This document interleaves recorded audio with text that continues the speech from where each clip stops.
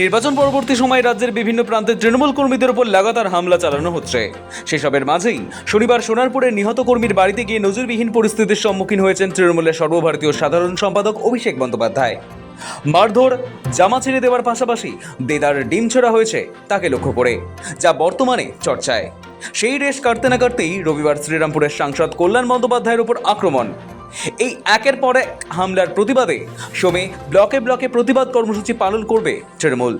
দলের তরফে ঘোষণা করলেন তৃণমূলের অন্যতম রাজ্য সাধারণ সম্পাদক তথা তৃণমূল বিধায়ক কুণাল ঘোষ।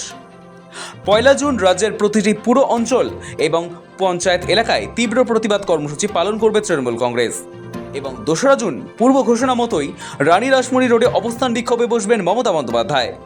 ইতিমধ্যেই পুলিশের অনুমতি মিলেছে বলে জানিয়েছে কুণাল ঘোষ। রাজ্যের প্রত্যেকটি শহরাঞ্চলের ওয়ার্ড, পুর অঞ্চলে ওয়ার্ড এবং বাকি জায়গায় ব্লক, প্রত্যেকটিতে প্রতিবাদ মিছিল এবং প্রতিবাদ কর্মসূচি হবে আগামীকাল এবং পরশু। এই সামগ্রিক ইস্যুতে নির্বাচনোত্তর সন্ত্রাস, ভোট লুট থেকে শুরু করে এখনো বহু ভোটারকে ভোটার তালিকার বাইরে রাখা আছে, এপাশে অমানবিকভাবে পুনর্বাসন ছাড়া হকার উচ্ছেদ চলছে। এই সবের প্রতিবাদে রানী রাসমণি রোডে একদিনের অবস্থান বিক্ষোভ, সেখানে নেতৃত্ব দেবেন আমাদের দলনেত্রী মমতা বন্দ্যোপাধ্যায় এবং সেখান থেকে পরবর্তী কর্মসূচি ঘোষিত হবে। ধর্মতলায় খোদ মমতার ধর্ণা শুধু বুথ বা অঞ্চল স্তরের আন্দোলনই নয়, বিজেপি সরকারের বিরুদ্ধে রাজ্যের সামগ্রিক পরিস্থিতি নিয়ে এবার সরাসরি রাস্তায় নামছেন মমতা বন্দ্যোপাধ্যায় নিজেই।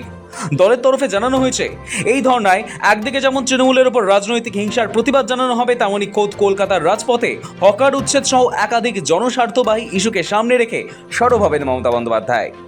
এই সামগ্রিক ইস্যুতে নির্বাচনোত্তর সন্ত্রাস, ভোট লুট থেকে শুরু করে এখনো বহু ভোটারকে ভোটার তালিকার বাইরে রাখা আছে, এপাশে অমানবিকভাবে পুনর্বাসন ছাড়া হকার উচ্ছেদ চলছে।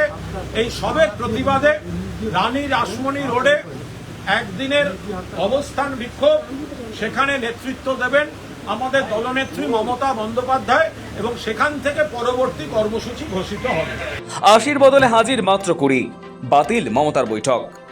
সোনারপুরে অভিষেক বন্দ্যোপাধ্যায়ের উপর হামলার পর রবিবারের বৈঠক অত্যন্ত তাৎপর্যপূর্ণ ছিল নিঃসন্দেহে। জল্পনা ছিল দল ভাঙার খেলা রুখতে এবং বিধায়কদের মনোভাব বুঝতেই তড়িঘড়ি সবাইকে তলব করেছিলেন মমতা, কিন্তু সেই তলব কার্যত ফ্লপ।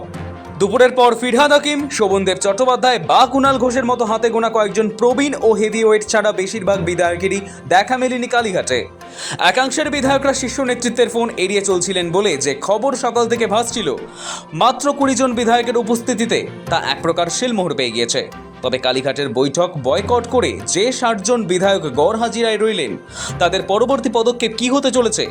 তারা কি আদৌ এই দুদিনের কর্মসূচিতে সামিল হবেন এবং আগামী নির্বাচনের আগে এই ফাটল তৃণমূলে কিভাবে মেরামত করবে, সেটাই এখন দেখার। শফিক চ্যানেলের রিপোর্ট, সময় কলকাতা।